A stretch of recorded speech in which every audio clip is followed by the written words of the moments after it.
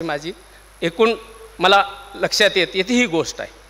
आणि म्हणून आम्ही गेल्या वर्षीच मला वाटतं ऑगस्टमध्ये मी अमर अच्युत गंगणे शिवाजी पाटील आमचे 4-5 मित्र मिळून या विषयावर खूप डोकेफोड केली, माथेफोड केली। 5 दिवस आम्ही गाडीत बसायचं, दिवसभर फिरायचं, रात्री एका ठिकाणी मुक्काम करायचं आणि गाडीतच सगळी ह्या विषयाची चर्चा करायची की आज अजेंड्यावरचा सगळ्यात महत्त्वाचा आणि 1-2 काय हे केल्यावर ह्याला मार्ग निघू शकतो।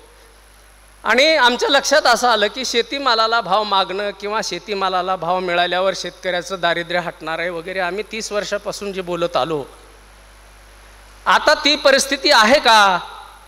शेतीमालाला भाव किती मिळाल्यानंतर 5 एकरच्या शेतकऱ्याचं भलं होणार आहे?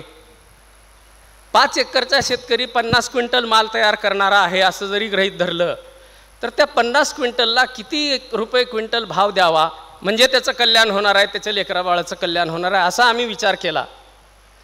दुसरा विचार असा केला की खरंच असा भाव देणारी, असा भाव व्यवस्थित काढणारी यंत्रणा आपल्याकडे आहे का? आपल्या देशातल्या सरकाराची शेतमालाचे भाव काढण्याची पद्धत आणि शेतमाल खरेदीची व्यवस्था ह्याचा जर विचार केला तर ती अशक्य कोटीतली गोष्ट आहे। तिसरा विचार आम्ही असा केला की असा भाव बांधून मागणं आता शक्य आहे का? जगभर तुमच्यापेक्षा कितीतरी स्वस्तामध्ये शेतमाल तयार होतोय, तुम्हाला मिळू शकतोय अशी परिस्थिती तयार झालेली असताना तुम्ही अशा प्रकारचा अट्टहास करू शकता का? ग्राहकाने तुमचं काय घोडं मारलंय? आम्हाला स्वस्त भाव जिथं स्वस्त मिळेल तिथं आम्ही घेऊन खाऊ ना। ग्राहकाच्या स्वातंत्र्यावर गदा आणण्याचा तुम्हाला काय अधिकार आहे? अशा या सगळ्या गोष्टीचा आम्ही अभ्यास केल्यानंतर आमच्या लक्षात आलं की शेतीसमोरची सगळ्यात मोठी समस्या आज आहे ती सिलिंगचा कायदा। शेतीमध्ये येणारं भांडवल सगळं थांबलंय, शेतीमधून बाहेर निघणारची ज्याची तळमळ आहे त्याला बाहेर निघता येत नाही, त्याच्या हातात पुरेसं पैसा पडत नाही। म्हणून पहिला घाव घालावा लागेल तो सिलिंग ॲक्टवरती घालावा लागेल। आणि शेतीचा व्यापार, शेतमालाचा व्यापार ज्या कायद्यानं कोंडीत पकडलाय त्या कायद्यावर एक घाव घालावा लागेल। म्हणून हे 2-3 कायदे प्रामुख्यानं आज चर्चेले जावे लागतील आणि तेच मध्यवर्ती अजेंड्यावर आणावे लागतील।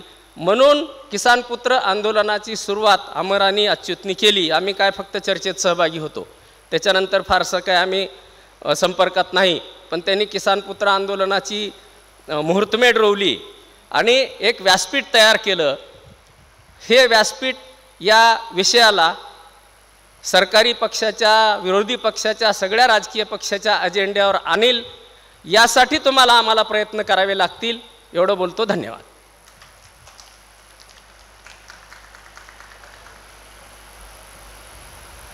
धन्यवाद।